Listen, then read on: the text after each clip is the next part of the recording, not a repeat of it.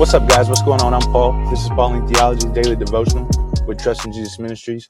We're here to help you trust in Jesus more every day, whether it's for the first time for salvation or if it's every day just giving a little bit more of who you are because you're understanding and knowing Him a little bit more. And so we are going through the book of John to be able to do that. We're getting to see a vision, getting to see a picture, getting to see the character and insight to who Jesus is. This is a unique gospel because it displays the nature of Jesus as God, unique Son. And so with that, if you haven't read John chapter 9, verse 13 through 17, go ahead, stop the tape, see what it has to say, come back, and we're going to answer 4 questions. Now, these 4 questions are: one, what is the word that we're reading actually saying? Like, what's going on in the story? And then the second is, who is God? What is His character? How is He being presented in the scriptures? And then the third question is, how is mankind being presented, whether it's Christian, non-Christian, or just both, all of mankind? And then finally, how do we take the things that we have learned out of the first 3 questions and apply them to our lives? So I'm glad you guys are here, and let's go ahead and start with no further ado. Let's jump into it. What's going on? Well, after we see that the man was blind, now he can see. And then the people around him that knew him are like, is this the guy? And then he's like, it's me, bro. It's me. And so after they say that, they go ahead and they take him to the Pharisees. They take this blind man, or formerly blind. He was born blind, not formerly born. But yeah, born blind. They take him to the Pharisees, man. And the text makes clear that we recognize that this is on the Sabbath day because a controversy is going to occur because Jesus be doing stuff on the Sabbath, man. He don't care. He don't care what other people say. What He's here to do is to heal, show who the Father is, His heart, and how God loves us with such a wonderful and magnificent love. So he's not worried about anything. So it was the Sabbath that this happened again, man. And so they asked him the question.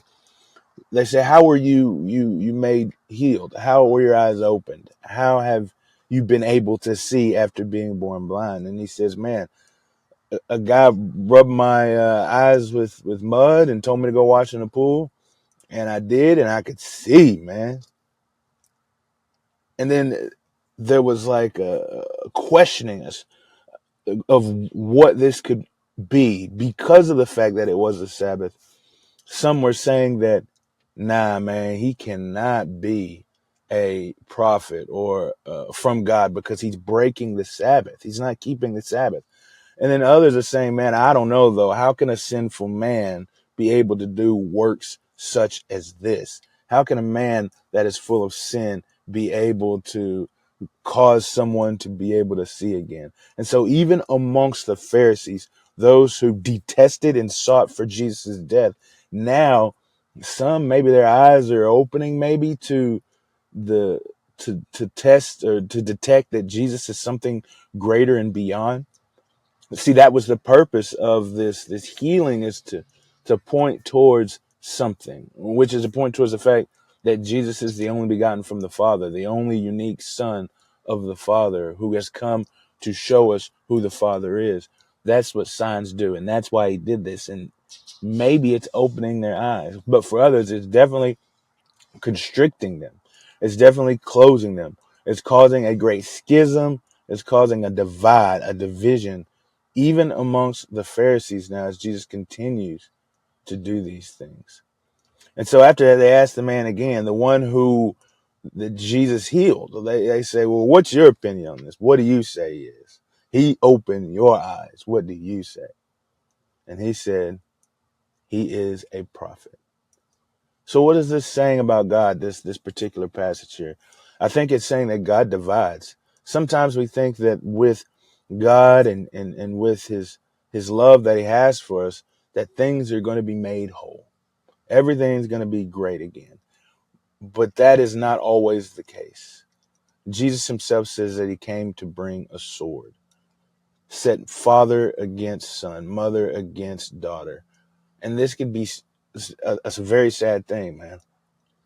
And it's because of who Jesus is. You either gravitate towards him because of his beauty and his wonder and his love, or because of his beauty, wonder, his love, you run away. You hate him because you see your own detestable nature. Those are the two things that happen, man. God divides. What does this say about mankind? It says that we must deal with Jesus. We must deal with him. He's not something that we can just toss to the side. We have to face facts. We have to come to an understanding of what we're going to do with him. Are we going to bow down and serve him as king? Or are we going to rebel and fight against him as an enemy? What are we going to do with Jesus? And this is for everybody. And it doesn't stop after we have even bent the knee to Jesus as king over all things in our life and recognizing over all things, period. It doesn't stop there. It's every day taking him and placing him in the throne of our lives. This is imperative. What are we going to do with Jesus? So the application here is, the question is what are we going to do with him? How are we going to handle Jesus? Are we going to allow him to be seated in the throne of our lives as he guides and directs us? Are we going to place more trust in him every day as he reveals who he is and that he's infinitely worthy of trust? Are we going to do that? And that directly, that answer is directly affected by the question of who do you say he is? Who do you say Jesus is? You see, the blind man says he's a prophet. He knows something, that Jesus is beyond a mere human by the fact that he changed his life. And so if he's changed your life, who do you say he is? And then because of who he is, are you going to act in that way? Hey, I appreciate you guys for listening, and I will see you in the next episode.